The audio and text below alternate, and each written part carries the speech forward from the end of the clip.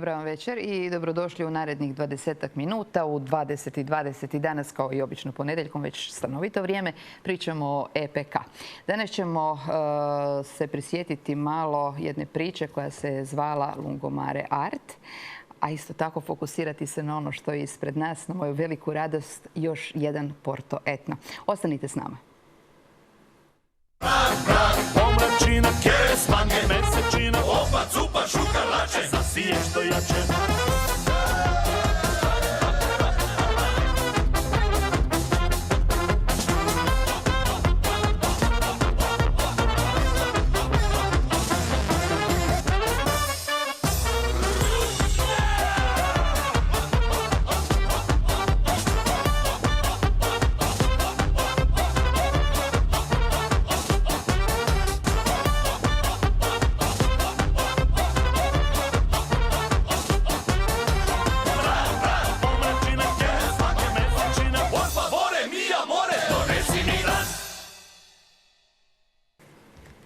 Dakle, pred nama je dugo očekivani treći Porto Etno festival koji će nam u Rijeku dovesti fantastične glazbenike i ponuditi nam izvrsnu klopu iz cijeloga svijeta. Ono nešto najljepše što Rijeka ima u tom svom dijelu različitosti, da to tako kažemo.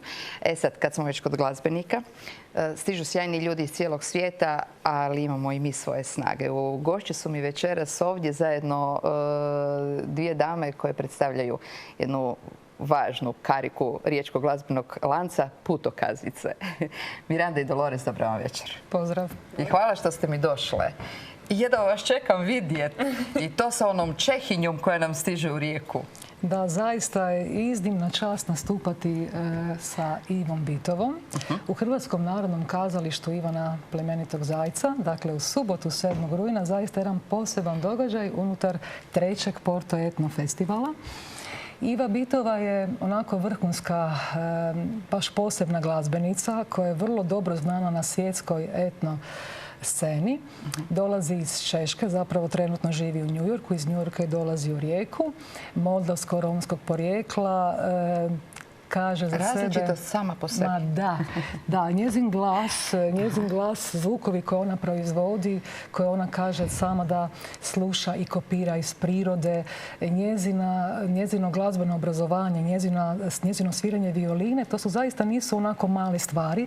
Ona je u stanju nekakvih sat vremena koncerta držati publiku u ono zaista izrazitom uzbuđenju, samo svirajući sama violinu, istovremeno pjevajući, a u subotu 7. rujna ona ima i potporu Porto Etno orkestra, dakle ipak sastavljenog od 7 vrhunskih džez glazbenika riječkih. Uz Zorana Majstorovića su tu dakle i Luka Vrbanec, pa ne znam, na klavijaturama Dorijan Cuculić, pa Branimir Gazik na bubnjevima, pa na udaraljkama je tu Vanja Vitezić, na bas gitari, kontrabasu Bojan Skočilić i još je tu i Zvonimir Radišić. Dakle, radi se o zaista sjajnim glazbenicima i mislim da je to vrhunski događaj za nas Riječane, jer Iva Bitova nije glazbenik koji tek tako baš može doći bilo gdje i to sad dakle dolazi u Rijeku, dolazi na Porto Etno festival, dolazi u kazalište. Bila je u Hrvatskoj, ali ne, to je u Rijeci. Posljednji put je bila u Zagrebačkoj močvari i nama je zaista onako čast svoj dio koncerta, zapravo taj događaj otvoriti našim dijelom koncerta, dakle sa naših nekakvih 45 minuta također, publici kao informacija, ne sami, nego isto uz pratnju Porto Etno festivala. Orkestra. Ne znam da li ste bili na Čavlima kad se zajedno sa bubnjarima iz Karlovca i grobničkim dondolašima cijeli taj orkestar, koje sve to skupa zvučalo, što to zapravo znači, kako to izgleda. Bila je to jedna mala uvertira. Mene zanima... Ne zanima me. Ne da se samo niste uklopili, nego kad se prisjetimo unatrag, sada već dobrano 20 godina, zapravo su putokazi ti koji su široj javnosti na neki način skrenuli pozornost na etno glazbu koja je u tom trenutku u Hrvatskoj bila u nekakvom uzletu. Pojavila su se neka imena koja su na fantastičan način prezentirala etno baštinu našu u nekakvom modernijem smislu. bili ste doslovce putokazi i u tom dijelu priče. Tako je, I sa Tararajčicom koju danas slušamo kao da je isproducirana prije 2 dana. Fantastične stvari koje ste s tim albumom napravili. To je baš ono... Tako je, dakle uz Tamaru Obrove, Dunju Knebel, uz ne znam Lidiju Bajuh, uz ne znam Tamaru, uz Cinkuše i tako dalje, uz Legen, uz kasnije Krijes. Da, mi smo dakle započeli, da kako da je tu važan Eli Stanić kao neko ko je producirao upravo dakle, tu glazbu, najprije sa projektom Zemlja iz 97. gdje smo obrađivali hrvatske narodne pjesme, onda kasnije njegov autorski projekt iz 2000. godine koji se zove Nova zemlja. A mi ćemo eto i Tararajčicu i Naranču i mnoge te pjesme s Nove zemlje upravo izvesti u subotu 7. rujna u kazalištu sa Porto Etno orkestrom, ali na jedan novi način u nekakvim spojevima, u nekakvim miksevima i baš bi trebalo to čuti. Jako se radujemo tome. I još ćemo nešto mi zapravo izvesti osim Nove zemlje i nekih pjesama s mjeseca. Uspješnice. Sa naših dosadašnjih albuma. Mislim, velika je čast svakako predstaviti i nas na festivalu svjetske glazbe i gastronomije, pogotovo u našem gradu, na Porto Etno festivalu, Rijeka, prijestolnica kulture, znači može li bolje? Još je jedan trenutak koji je jako važno istaknuti, da publici ne promakne, a to je da ćemo mi ekskluzivno u subotu izvesti nekoliko pjesama sa našeg potpuno novog projekta kojeg do sad publika nije uspjela nigdje čuti. A to je toliko za nas važno. Jer možda neko misli u publici, ok, putokaze ćemo čuti mi negdje drugdje, pa možda u subotu ćemo biti možda rano u 7:30 doći do kazališta ili nešto. Ali evo mi mu poručujemo da neće tek tako moći čuti ovaj novi projekt i to još u kazalištu i to uz pratnju benda. Tako da je to očito događaj, dakle Iva Bitova, svjetsko ime, etno glazbe i putokazi sa svojim čak i novim pjesmama, a slavimo 35 godina rada. Mislim da je to jedan zaista događaj koji vrijedi popratiti. Svojom nazočnošću. Tako da dođemo tamo i ne kasnimo, nego budemo na vrijeme i na mjestu. To znači kupiti ulaznicu, dati podršku bendovima, ljudima koji stvaraju, koji, dakle, ako se zaista ponosimo onim što radimo svih 35 godina rada, bilo bi u redu konkretne podrške, osim onih silnih lajkova, osmiha i tako dalje, dati konkretnim nekakvim činom. Evo, to bi nas radovalo. Može. Vratimo se još malo, taj Porto Etno, kažem, jedna od manifestacija koja je možda na najljepši način nam donosi ono što Rijeka prijestolnica kulture od nas traži. Kultura je svugdje oko nas, treba je pronaći, a imamo je u toj prošlosti, imamo što crpiti iz nje. U krajnjoj liniji ni glazba danas ne bi bila takva da se nije referirala na nekakve korijene. Bilo jazz glazba, bilo irska glazba koju danas doživljavamo, ne znam od čega je nastao rock, od čega su zapravo nastali svi nekakvi moderni glazbeni izričaj. Uvijek negdje u korijenu postoji nekakav stara priča, jako stara priča od koje je sve krenulo. To ste izvukli na lijepi način. U ovom Porto Etnu što vi vidite kao manifestaciji, kao cijeloj priči? Može li se to širiti još dalje? I rasti, ajmo tako reći, ne širiti se, nego dizati stvari na veću razinu u smislu kulture. Kako ne, već prošli Porto Etno je pokazao da je nam zaista, to je bio vrhunski događaj, ne znam koliko to Riječani zaista prate i znaju. Jest da su prva dva bili sa besplatnim ulazom, pa se sad je već pitanje kako će biti sada sa ovim koji se napokon i plaća.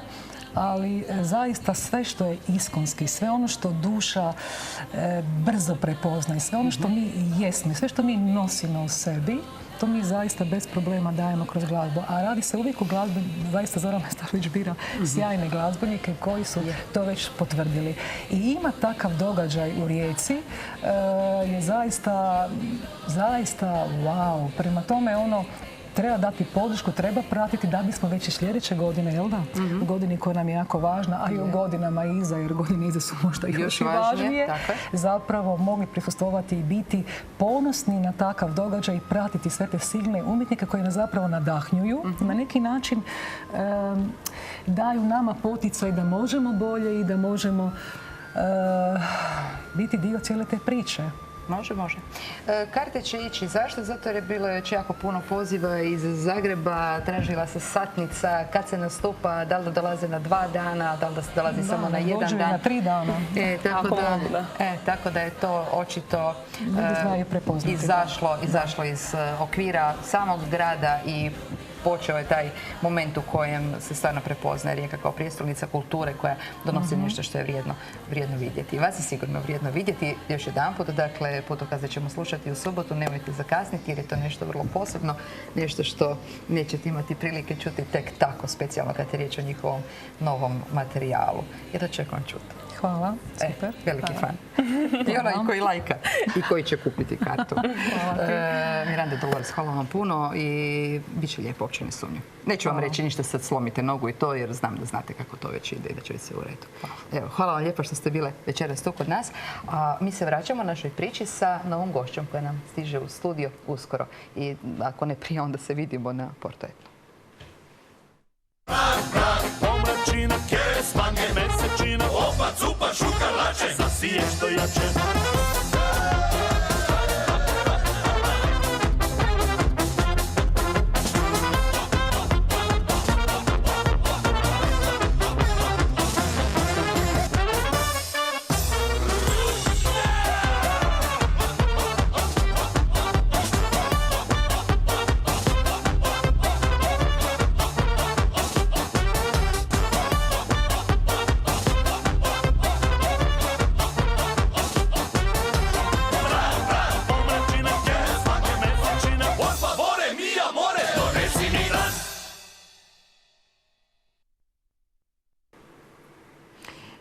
To je to. Porto Etno pred nama. Sljedeći vikend vidimo se tamo, a onda se sve nastavlja odmah u sredinu tog nastupajućeg tjedna i to s jednom lijepom izložbom. Izložba se zove Lungomare Art. Kako je nastala i gdje će biti izložena, sve nam to zna naša današnja gošća Iva Kelentrić, glavna voditeljica programskog pravca Lungomare Art. I sam pravac se tako zove. Iva, dobro večer. Pozdrav, hvala. Ajde. Pozdrav svima. Lungomare Art možete pogledati od sredine sljedećeg tjedna u Tower centru kroz cijeli 9. mjesec pa i početak 10. mjeseca. U kom točno izlogu će to u Toweru biti? To će biti na 4. katu gore među ljudima. Evo, tako da ne trebate ići nigdje posebno, samo se popnete eskalatorom i tamo će biti postavljeno. Cijeli dan programski pravac zapravo nosi ime Lungomare Art. Pričaj nam o tome, zanimljivo zvuči, reklo bi se to modernim jezikom, ima ime puno potencijala, stoji iza njega. Imamo svi Lungomare, a imamo i artista. Kako je to krenulo? Pa dobro, evo, ime je zapravo dosta onako samoobjašnjavajuće, jeli? Lungomare se govori o tome gdje će se taj program dešavati, a to je po svim tim raznim Lungomare po Kvarneru, ne samo ovom našem najbližem na Volosku, iako i tamo imamo nešto. A art zapravo nekako simbolizira da se radi o umjetnosti koja će biti prisutna na tim raznim Lungomare po našem kraju.